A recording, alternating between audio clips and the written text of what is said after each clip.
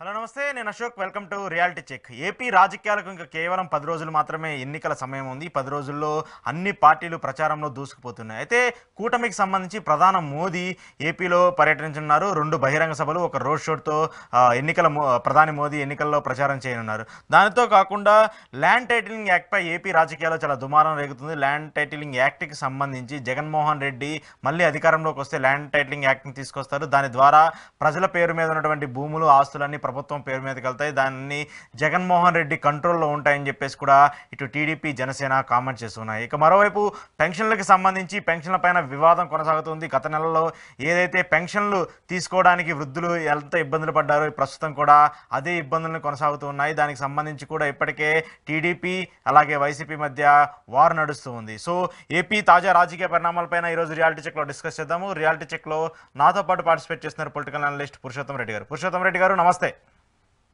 నమస్తే అండి. సో నిన్న మేనిఫెస్టో ఇష్యూ చూసాము. పురుషోత్తం రెడ్డి గారు, మొన్న ఏదైతే టీడీపీ, జనసేన సంబంధించిన మేనిఫెస్టో ఆ బీజేపీ కొంత ఆదరణ లేదని తెలిసింది. దాని తర్వాత ఇప్పుడు ప్రధాని మోదీ గారి షెడ్యూల్ కన్ఫర్మ్ అయింది. ఏంటి, వాళ్ళకి ఇష్టం లేకుండానే పొత్తులోకి వచ్చినట్టు మనం భావిస్తున్నటువంటి తరుణంలో మోదీ షెడ్యూల్ని ఎలా చూడాలి? నరేంద్ర మోడీ గారు నాయకత్వంలో భారతీయ జనతా పార్టీ 3వ దఫా అధికారంలోకి వస్తుందన్న అంచనాలు కొంత ఉన్నాయి దేశంలో. కాబట్టి అలాంటి పార్టీతో బాగుండాలని ఉద్దేశంతో తెలుగుదేశం పార్టీ పొత్తులో పెట్టుకుంది. ముఖ్యంగా జనసేన ఒత్తిడి బాగా ఉన్నట్టుగా మనకు కనిపిస్తుంది. ఒకానొక దశలో జనసేన బీజేపీతోనే ఉండాలి, లేకపోతే బీజేపీ వైపు వెళ్ళిపోతుందా అన్న వాతావరణం నేపథ్యంలో చంద్రబాబు నాయుడు గారు అనివార్యంగా బీజేపీతో పొత్తు పెట్టుకున్నట్టుగా మనకు కనిపిస్తుంది. ఎందుకంటే బీజేపీతో పొత్తు పెట్టుకోవడం ద్వారా కొంత మేరకు ప్రతికూలమైన పరిస్థితులు తెలుగుదేశం పార్టీ ఎదుర్కొంటా ఉంది. అనేక కారణాలు రీత్యా, కొన్ని సెక్షన్ ఆఫ్ ఓట్లు రీత్యా కావచ్చు. ముఖ్యంగా జగన్మోహన్ రెడ్డి గారికి వ్యతిరేకంగా తెలుగుదేశానికి అనుకూలంగా ఉన్న ఓట్లు అర్బన్ ఓరియంటెడ్ ఓట్లు. ఆ ఓటర్స్ లో కూడా 10 ఏళ్ల విభజన చట్టం వాటి వెలుగులో కావచ్చు, 2 సభల దేశంలో అధికారంలో బీజేపీ కొంత గ్రాఫ్ పడుతుంది. ఆ అనవసరంగా మన ఎత్తినేసుకుంటామేమో అనే భయం కూడా తెలుగుదేశానికి ఉంది. అని ఒక కారణం, ఈ రోజు వాళ్ళ వ్యవహార శైలి చూసినప్పుడు ఒక కారణంతో బీజేపీతో పొత్తు పెట్టుకున్నట్టుగా మనకు అనిపిస్తుంది. అందులో ఒక కారణం ఏంటంటే, ఆంధ్రప్రదేశ్ లో ఎలక్షన్ కమిషన్ సారథ్యంలో నిర్వహించే కీలక అధికారులు స్థానచలనం చేస్తారు. ముఖ్యంగా chief secretary, director general of police, ఈ 2 కీలకమైన స్థానాల్ని మార్చేసి కొంత వీళ్ళకి సానుకూలంగా ఉండే వాళ్ళని ఏమన్నా పెట్టుకుంటారేమో అనే ఒక లక్ష్యంతో పెట్టుకున్నట్టుగా నాకు అనిపిస్తుంది వాళ్ళ వ్యవహార శైలి, వాళ్ళ వ్యవహారం చూసినప్పుడు. ఎందుకంటే ఇప్పుడు నరేంద్ర మోడీ గారు రిక్వెస్ట్ చేయాలి కదా పదే పదే, నరేంద్ర మోడీ గారు, అమిత్ షా గారు, నడ్డా గారు, మీరందరూ రండి పొత్తులో పెట్టుకున్నామని తెలుగుదేశం పార్టీ ఎందుకు పిలవట్లేదు? ఇప్పుడు బహుశా మోడీ గారిని కూడా బీజేపీ వాళ్ళు ఆహ్వానిస్తున్నారు, తెలుగుదేశం వాళ్ళు కాదు. కాబట్టి ఒక రకంగా ప్రచారం జరుగుతున్న 2 సభలు కూడా బీజేపీ సభలే. ఒకటి రాజమండ్రి.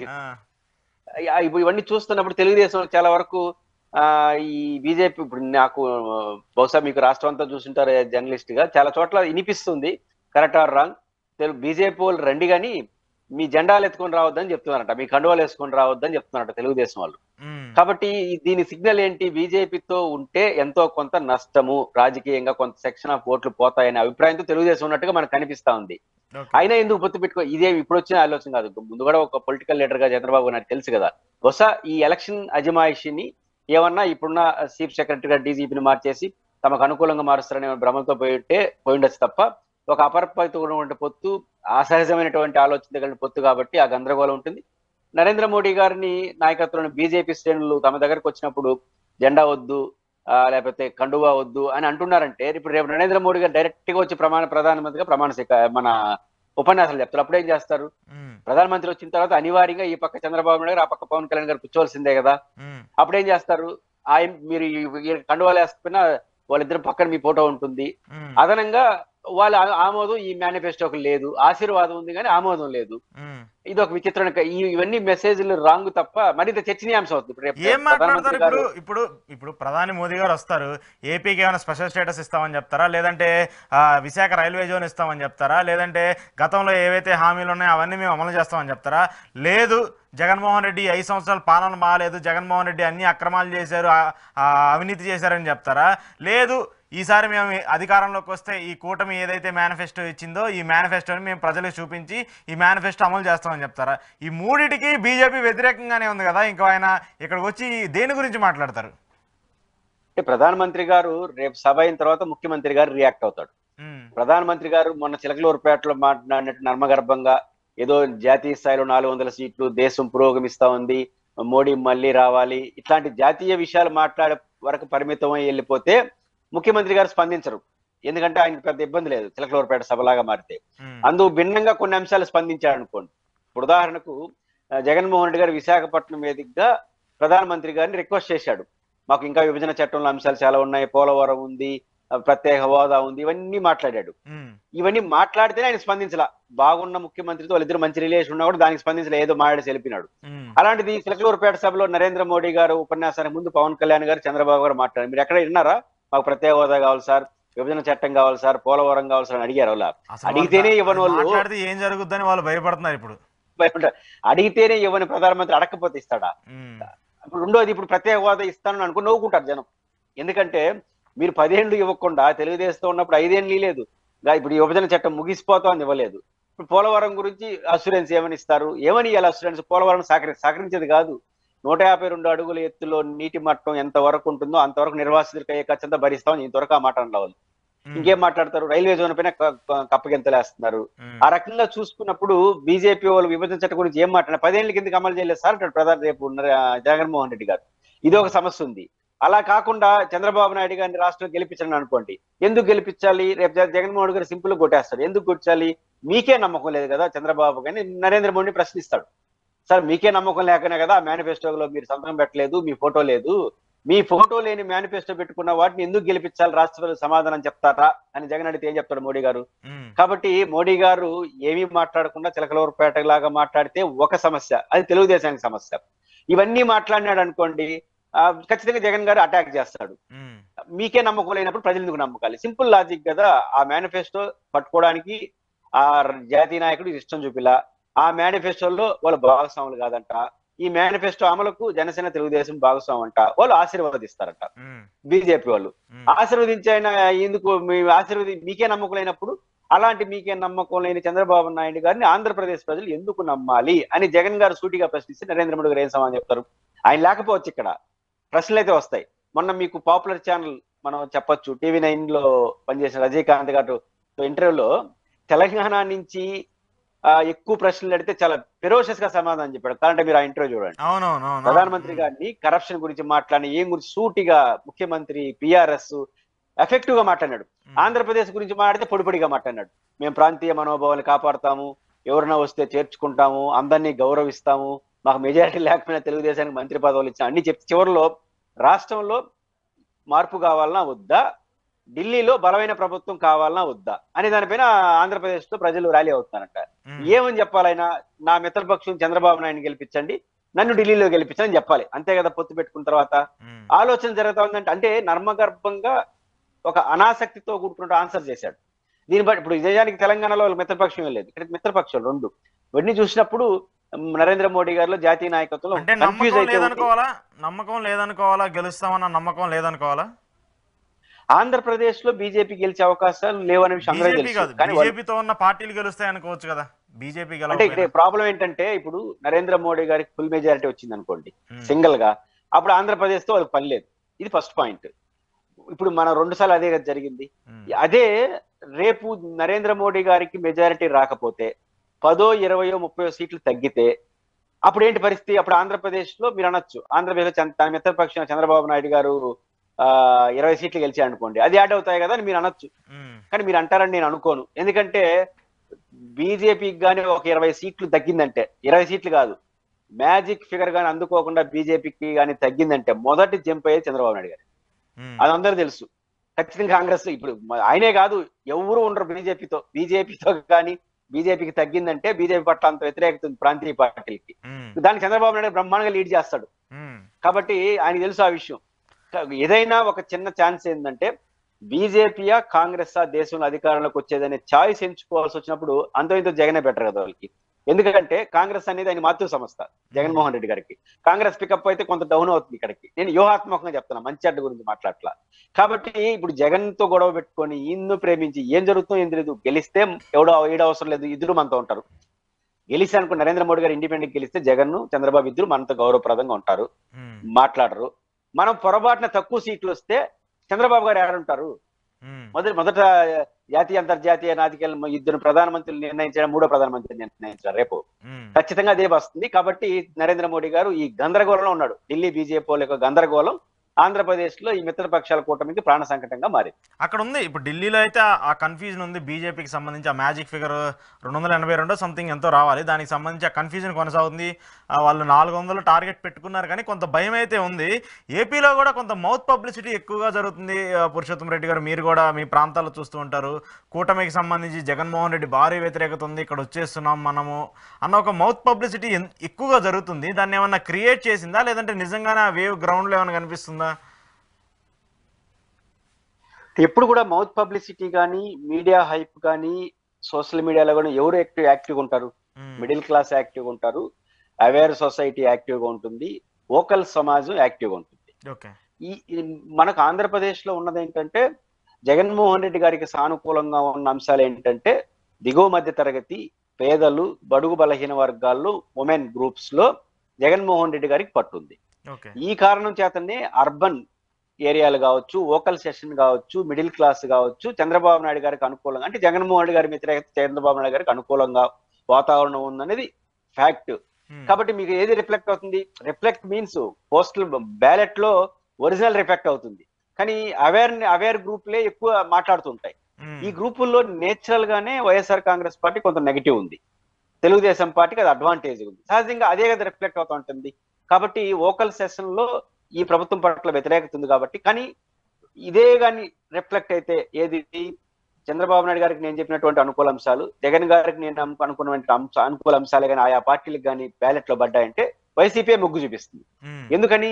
మిడిల్ క్లాస్, పేదలు, బడుగు బలహీన వర్గాలు, ఉమెన్ గ్రూప్స్ కదా ఓటింగ్ లో ఎక్కువ ఉండేది, ప్లస్ బాగా పార్టిసిపేట్ చేసేది. కాబట్టి అది రిఫ్లెక్ట్ అవుతుంది. కానీ సోషల్ మీడియాలో కానీ పల్స్ లో కానీ ఇది రిఫ్లెక్ట్ అవుతుంది. మైనారిటీ అయినా కూడా ఇదే రిఫ్లెక్ట్ అవుతుంది. కాబట్టి ఆ ప్రభావం కూడా కొంత ఉండొచ్చు. ఓకే.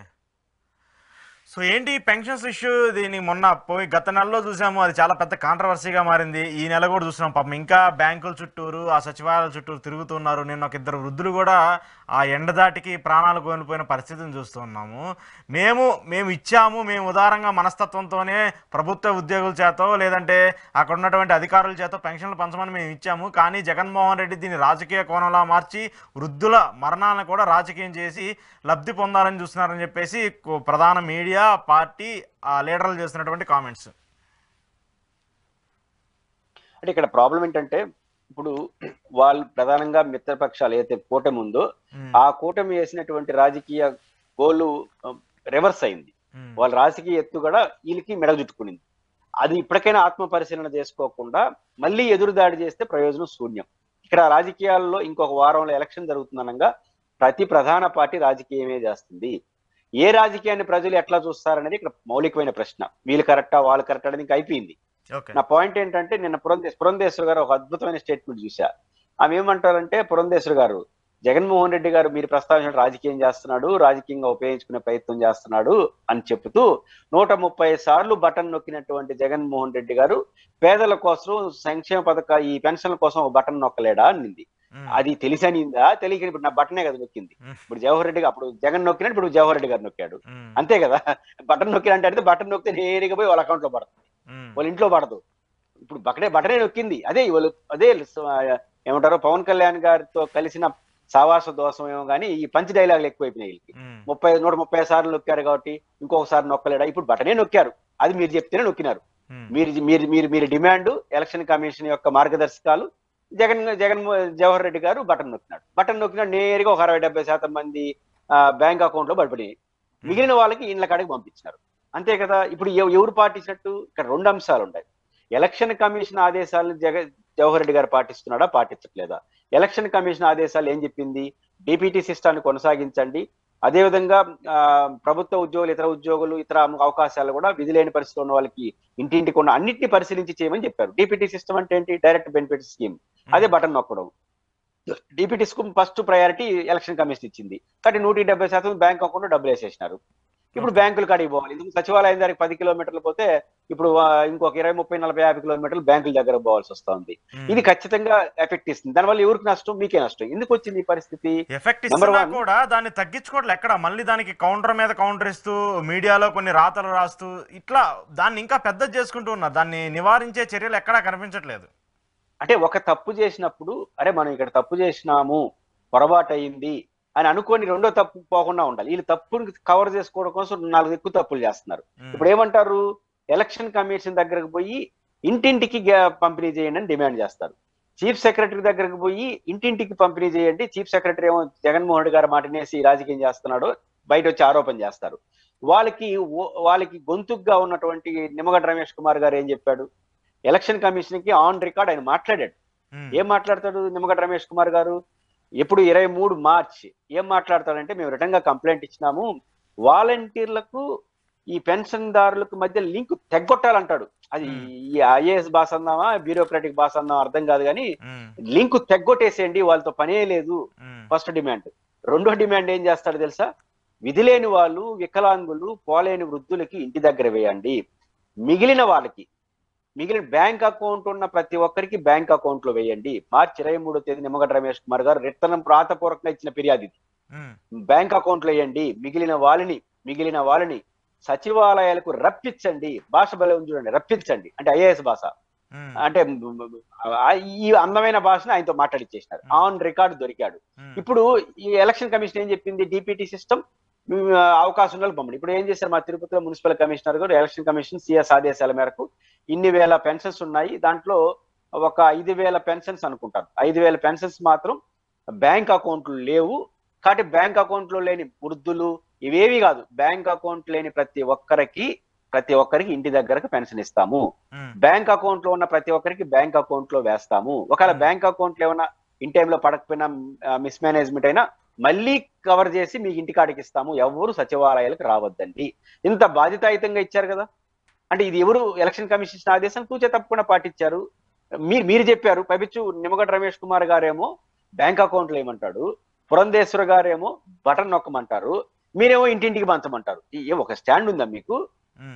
మీరు ఇంత గందరగోళం ఉన్న మీ రాజకీయం ఇది. బయట ఎలక్షన్ కమిషన్ ఏం చెప్పింది? డిపిటి సిస్టమ్ మరియు ఇంటికాడికి వీలో ఇమ్మని చెప్పింది, అదే చేస్తారా?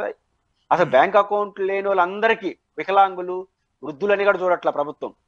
బ్యాంక్ అకౌంట్ లేని ప్రతి ఒక్కరికి 30% 40% ఇంటికి ఇస్తున్నారు. అసలు బ్యాంక్ అకౌంట్ వేస్తారండి పాపం వాళ్ళు. ఇప్పుడు వాళ్ళు వెళ్ళి ఆ డ్రా చేసుకోవడానికి ఆ ఏటీఎం మిషన్లు సరిగా పనిచేసే పరిస్థితి లేదు.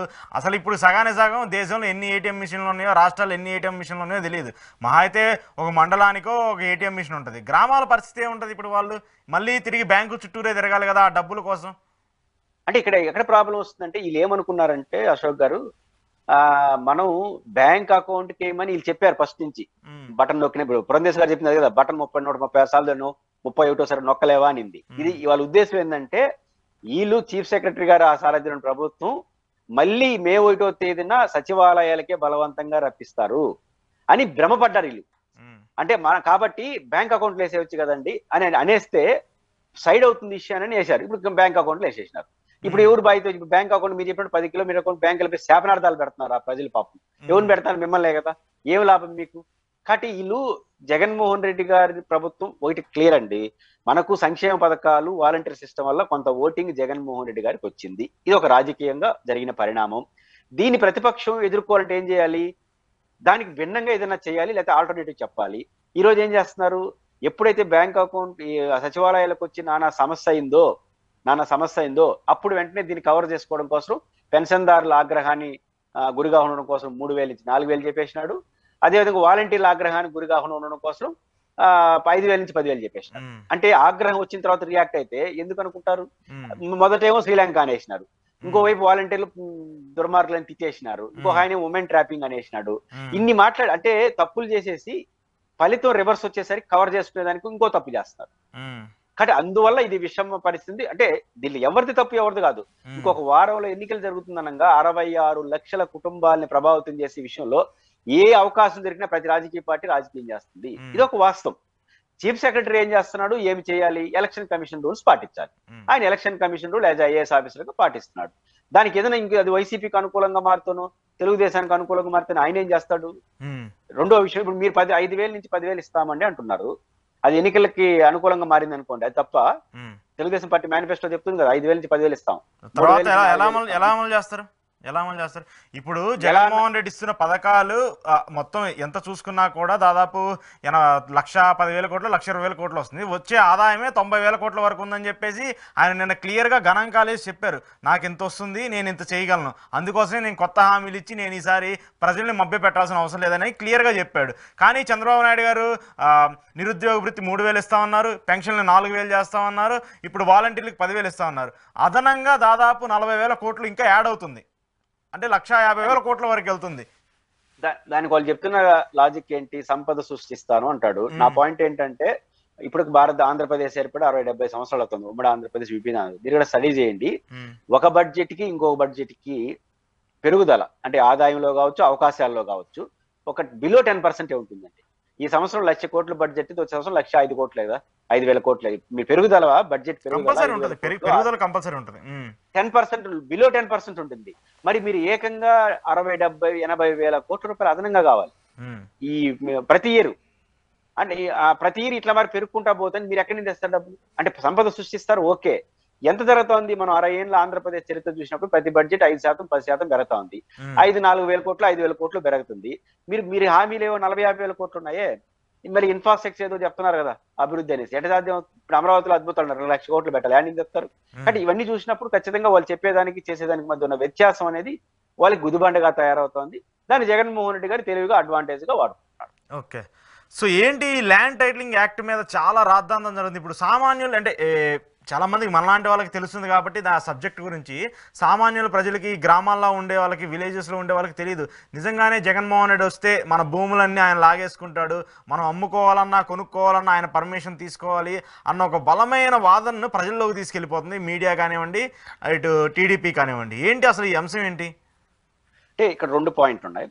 ఎందుకు తెలుగుదేశం పార్టీ ఈ పాయింట్ తీసుకునింది, ఎక్కడ కొంత వాళ్ళు అప్పర్ హ్యాండ్ తీసుకున్నారు, వైసీపీ చేసిన తప్పేంటి, రియాలిటీ ఏంటి? రియాలిటీ ఫస్ట్ మాట్లాడుకుందాం. ల్యాండ్ టైటిల్ యాక్ట్ చట్టం అనేది ఆంధ్రప్రదేశ్ ప్రభుత్వం రూపొందించింది. దీని బ్యాక్గ్రౌండ్ ఏంటంటే, డాక్టర్ మన్మోహన్ సింగ్ గారు భారత ప్రధానమంత్రిగా ఉన్నప్పుడు భారతదేశంలో విదేశీ పెట్టుబడులు కానీ స్వదేశీ పెట్టుబడిదారులు ఈ ల్యాండ్స్ ఆక్యుపై చేసుకునేటప్పుడు కానీ, ల్యాండ్ పోలింగ్ చేసుకునేటప్పుడు కానీ ఇబ్బందులు వస్తున్నాయి ఈ రిజిస్ట్రేషన్ వీటి విషయాల్లో, దీనికి ఒక సమగ్రమైన రూపం తీసుకొస్తే బాగుంటుందనే ప్రతిపాదన మన్మోహన్ సింగ్ గారు ఉన్నప్పుడు చెప్పారు. డాక్టర్ మన్మోహన్ సింగ్ గారు ఉన్నప్పటి నుంచి ప్రాసెస్ కొనసాగుతూ ఉంది. అందులో భాగంగా నరేంద్ర మోడీ గారు వచ్చిన తర్వాత ఒక జీవో, ఒక మార్గదర్శకాలు ఇచ్చారు ప్రతి రాష్ట్రానికి. ఇది మా మోడల్, ఇది ఈ మోడల్లో మీ రాష్ట్రానికి అనుగుణంగా ఒక కొత్త చట్టం చేయండి, ఎందుకంటే ల్యాండ్ పెన్ రైట్స్ అంతే సంబంధించి రాష్ట్ర ప్రభుత్వం వ్యవహారం చేయండి అని చెప్పి ఆంధ్రప్రదేశ్ ప్రభుత్వానికి అన్ని రాష్ట్రాలకు సలహా ఇచ్చారు. సలహా ఇవ్వడంతో పాటు దీన్ని ప్రాసెస్ చేయడానికి, స్టడీ చేయడానికి ఇప్పటికీ ఆంధ్రప్రదేశ్ ప్రభుత్వానికి 200 కోట్ల రూపాయలు డబ్బులు ఇచ్చింది కేంద్ర ప్రభుత్వం. అంటే దీన్ని స్టడీ చేయడం, దీన్ని సెటప్ చేయడం, వీటి వారిని వ్యవహారాల కోసం, స్టడీ, సర్వేస్, మోడల్ ప్రాజెక్ట్ కోసం 200 కోట్లు ఇచ్చింది కేంద్ర ప్రభుత్వం. అయితే Andhra Pradesh రూపొందించినటువంటి land act, title act అనేది చట్టం చేసిన అది కోర్టులో స్టే ఉంది. కాబట్టి ఆ సబ్జెక్ట్ అసలు ఇప్పుడు ఇష్యూయే కాదు. సబ్జెక్టు ల్యాండ్ టైటిల్ అంటారు, సమస్య వేరు. ఆ సమస్య వేరేంటంటే, ఇప్పుడు నేను చెప్పదలుచుకుంది, ఆంధ్రప్రదేశ్ ప్రభుత్వం రిజిస్ట్రేషన్ ప్రాసెస్ లో కొన్ని మార్పులు తీసుకొచ్చింది. ఏంటి ఆ మార్పులు అంటే, 16 సబ్ రిజిస్టర్ ఆఫీసుల్ని ఎంపిక చేసుకొని మోడల్ ప్రాజెక్ట్ గా, పైలట్ ప్రాజెక్ట్ గా స్వీకారం చుట్టారు. అంటే మీకు ఐడియా ఉంటే, మనకు రైల్వేలో ప్రయాణించే ముందు టికెట్లు ఉండేవి, ఆ తర్వాత మెసేజ్లు, ఆ తర్వాత ఆధార్ కార్డుగా లేదు. ఇట్లా మార్పు, ఆన్లైన్ సిస్టమ్ మార్పు, ప్రతి మార్పు మరింత స్ట్రెంథన్ అవుతోంది, సౌకర్యం వస్తా ఉంది, సెక్యూరిటీ ఉంటా ఉంది. అట్లే ఆన్లైన్ లో ఇంతకుముందు నేను క్రయ విక్రయం చేసుకోండి భూమిని, మీరు వస్తారు, సంతకం పెడతారు, నేను డబ్బులు ఇస్తాను, తీసుకుంటాను, మనకు ఒక పట్టా ఇస్తారు, ఒక పేపర్ దస్తావేజ్, తర్వాత పాస్బుక్ ఇస్తారు. అయితే ఈసారి ఈ ప్రభుత్వం మారుతున్న పరిస్థితులు, ఈ పట్టాలు ఇవన్నీ కాకుండా ఈ మనకు ఇవి ఉన్నాయి కదా, గవర్నమెంట్ ఒక వెబ్సైట్ ని క్రియేట్ చేసి ఆ వెబ్సైట్ లో దీంట్లో పెడతా, రిజిస్ట్రేషన్ స్టాంప్స్ ఉన్నాయి కదా, రిజిస్ట్రేషన్ స్టాంప్స్ మనం ఏమైనా బయట కొనుక్కుంటా గందరగోళంగా ఉండేది, అది కొంచెం నకిలీ అని రకరకాల. ప్రభుత్వం ఏం చేసిందంటే, ఈ ఆన్లైన్ లో ఎలక్ట్రానిక్ ఎలక్ట్రానిక్ రిజిస్ట్రేషన్ ని క్రియేట్ చేసింది. ఎలక్ట్రానిక్ స్టాంపింగ్ అంటారు. అది గవర్నమెంట్ ఆఫ్ ఇండియా ఆధ్వర్యంలో నడుస్తుంది. ఎలక్ట్రానిక్ స్టాంపింగ్ వాడడం వల్ల ఏమవుతుందంటే కంప్యూటరైజ్ అయిపోతుంది, ఆఫీసులో ఉండిపోతాయి మన డాక్యుమెంట్లన్నీ. అయితే మనకు దానికి సంబంధించిన జిరాక్స్ పేపర్ ఇస్తారు, అంటే మీది అయ్యింది అని. ఇంతకు ముందు మన జీవితంలో భూములకు సంబంధించిన వాళ్ళందరూ క్రయ విక్రయాలు పట్టా చూసిన నేను జిరాక్స్ చూసారు కొంచెం కంగారు వస్తుంది. ఎందుకంటే ఫస్ట్ టైం కదా, భూమి కదా, ఇది జిరాక్స్ ఇచ్చేసినారనేసి. ఇది చాలా మంచిది. తమాషా ఏంటంటే ఈ ప్రాసెస్ చేయడానికి ఎప్పుడు ప్రారంభమైందో తెలుసా? 2016లో ప్రారంభమైంది. 2016లో ఈ ఆన్లైనింగ్ సిస్టమ్ కానీ లేకపోతే ఈ స్టాంపింగ్ కానీ ఇవన్నీ ఎప్పుడు రావాలి, ఆధునీకరించాలనే ఆలోచన 2016లో ఎవరు అధికారులు ఉన్నారు? చంద్రబాబు నాయుడు అధికారం. ఇంకా తమాషా ఏంటంటే దాన్ని ప్రారంభించింది అజయ్ కల్లాం. ఏది ఆయన రెవెన్యూ సెక్రటరీగా ఉన్నాడట. ఇప్పుడు అజయ్ కల్లాం గారే ఇప్పుడు ఆంధ్రప్రదేశ్ లో ప్రభుత్వానికి అడ్వైజర్. తమాషా చూడండి, తెలుగుదేశంలో ప్రారంభించారు, అజయ్ కల్లాం గారు దాన్ని ప్రాసెస్ స్టార్ట్ చేశారు. ఇప్పుడు అది ముగింపు దశకు వచ్చి ఇంప్లిమెంటేషన్ దశకు వచ్చింది. ఇప్పుడు తెలుగుదేశం పార్టీ ఏం చేస్తా ఉంది? ఈ జిరాక్స్ అనేది కొంచెం కంగారు వస్తుంది కదా ప్రజల్లోకి, ఈ కంగారుని ఆధారం చేసుకుని కొట్టేస్తున్నారు అని చెప్తున్నారు. దీన్ని అది నిజమా కాదా 13వ తేదీ వరకు నమ్మితే చాలు. 13వ తేదీ ఎలక్షన్ అయిన తర్వాత ఏమైతే ఉంది అంతే అది రాజకీయం అంటే. అయితే ఇక్కడ వైసీపీ చేస్తున్న ఒక ప్రధాన 2 తప్పులు ఏంటంటే, ఇట్లాంటి ఇష్యూని ఎనలైట్ చేసేటప్పుడు, ఇట్లాంటి అనుమానాలు వచ్చినప్పుడు ఓపిక్ గా తీసుకెళ్లాలనే సృహలో వాళ్ళు లేరు. ఇది ఫస్ట్ పాయింట్. ఎందుకంటే ఎన్నికలకు 1 year ముందు చేస్తుంటే ఇది క్లియర్ గా ఉండేది. ఇది ఫస్ట్ పాయింట్. రెండో పాయింట్, జగన్మోహన్ రెడ్డి గారి యొక్క ఫోటో ఈ పట్టాదారు పాస్ పుష్పాల పైన వేయడం అనేది నా దృష్టిలో తప్పు. ఎందుకంటే నా ఆస్తి పైన జగన్మోహన్ రెడ్డి గారి ఫోటో అంటే జనంలోకి ఏం భయభ్రాంతుకున్నాయి? నా ఆస్తి పట్టా పైన జగన్మోహన్ రెడ్డి ఫోటో వచ్చా, ఆ రాళ్ళు పైన జగనన్న సురక్ష వచ్చింది, కానీ జిరాక్స్ పేపర్ వచ్చా, ఏదో జరుగుతా ఉంది అనే అనుమానం అయితే నాకు వస్తుంది. వచ్చిన వెంటనే తెలుగుదేశం పార్టీ ఛాలెంజ్ అయినాయి, పురుషోత్తం నేను తీసుకునేస్తాడు జగన్ అని చెప్పేసినారు. ఏమో అనుకుంటే చాలు కదా, నాకు 13వ తేదీ వరకు ఉంటే చాలు, మళ్ళీ తర్వాత దేవుడు అంతే కదా. టెన్షన్ అయితే ఉంటది కదా ఒక సామాన్యుడు, ఇప్పుడు ప్రజలకి అవసరం లేదు కదా. ఇది టైటిల్ యాక్ట్ కి సంబంధించిన కాదు. టైటిల్ యాక్ట్ అని పేరు చెప్పినారు. 16 రిజిస్ట్రేషన్ ఆఫీస్ లో వచ్చినటువంటి ఒక ఆధునీకరమైన అంశాల్లో వచ్చినటువంటి చిన్న గందరగోళాన్ని పొలిటికల్ గా కొట్టారు. ఆ కొంత గందరగోళం అయితే కనిపిస్తా ఉంది. అయితే ఒకటి గమనించాలి, జగన్ గారు దానికి ధీటుగా సమాధానం చెప్తున్నాడు కదా. 64,000 ఎకరాలు ప్రజలకు 2 సెంట్లు చొప్పున నేను ఉచితంగా ఇచ్చినటువంటి యాజ్ ఎ చీఫ్ మినిస్టర్, చుక్కల భూములు 22 ఉన్నటువంటి సమస్యను పరిష్కరించినటువంటి నేను 1000 ఎకరాల సమస్య పరిష్కరించి 64,000 ఎకరాల భూమిని ఉచితంగా రైతులకు ప్రజలకు ఉచితంగా ఇచ్చిన నేను భూములు ఎందుకు కొట్టేస్తాననే మాట ఆయన చెప్తున్నాడు. కానీ ఒకటి నిజం, తెలుగుదేశం పార్టీ చేసిన వ్యూహం ఓట్లుగా మారినా లేకపోయినా గందరగోళాన్ని మాత్రం పెంచింది.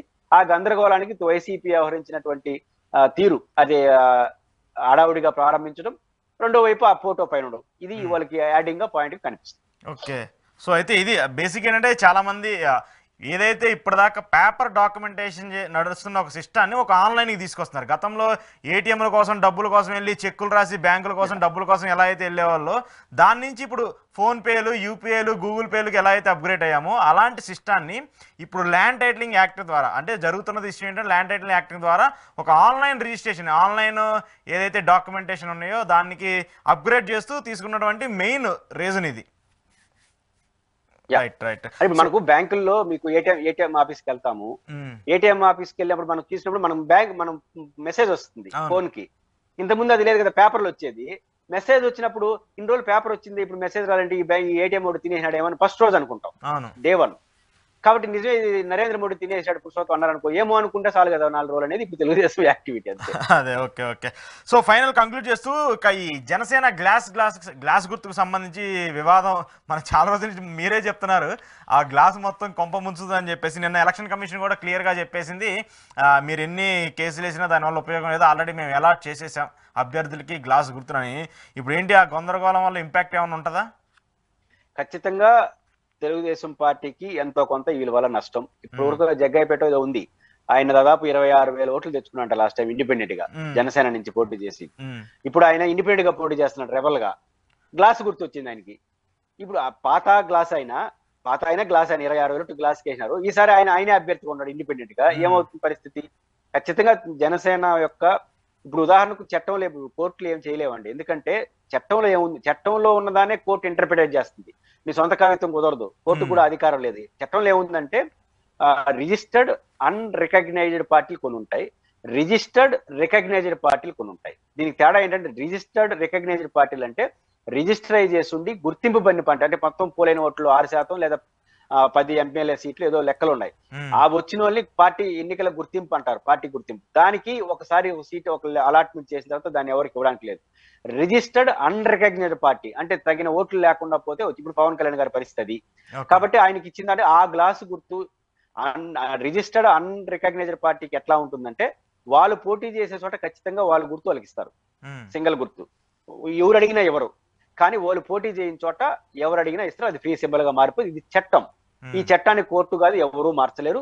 పొరపాటున ఆంధ్రప్రదేశ్ హైకోర్టు సుప్రీంకోర్టుకి ఆ గ్లాస్ గుర్తు కేటాయించి ఇండిపెండెంట్ పోయి ఉంటాడు, మొదటికి వచ్చింటుంది మోసం. కాబట్టి అది అనివార్యం, చట్టంలో ఉన్నదే చేశారు, దీంట్లో మోస సీసాలు ఏమి లేవు. కానీ ఈ దరిద్రమైన పరిస్థితికి రావడానికి కారణం ఎవరంటే, వాళ్ళు ఇన్ టైంలో ఓట్లు ఉన్నా కూడా పోటీ చేయకుండా, సరిగ్గా పోటీ చేయకపోతే ఏమవుతుంది, ఇదే అవుతుంది. అనవసరంగా వాళ్ళు లీడ్ తీసుకున్నట్టయితే ఈ పాటికి ఆ ఇష్యూ ముగిసేదేమో. ఖచ్చితంగా తెలుగుదేశం పార్టీకి, జనసేనకి నష్టం లే. ఎందుకంటే జనసేన పోటీ చేసే చోట జనసేన ఇది ఉంటుంది, సైకిల్ ఉండదు, వాళ్ళు ఓట్లు వేసుకుంటారు.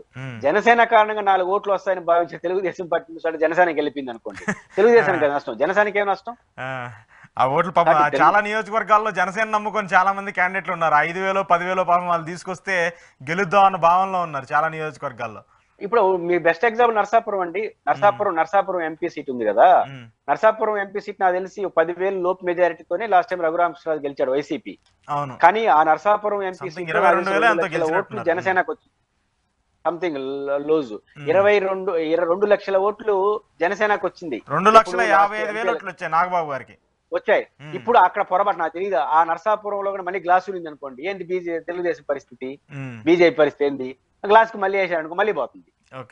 కాబట్టి ఖచ్చితంగా ఇది జనసేన గ్లాసు గుర్తు అనేది జనసేనకి సమస్య లేదు, బీజేపీకి తెలుగుదేశానికి అంతో కింద నష్టం జరిగింది. Right. Thank you Purushottam Reddy గారు మీ అనాలిసిస్ ఇచ్చినందుకు. ఇది ఈ రోజు పురుషోత్తం రెడ్డి గారితో ఎక్స్క్లూజివ్ రియాలిటీ చెక్. చూస్తూనే ఉండండి ఈహా టీవీ.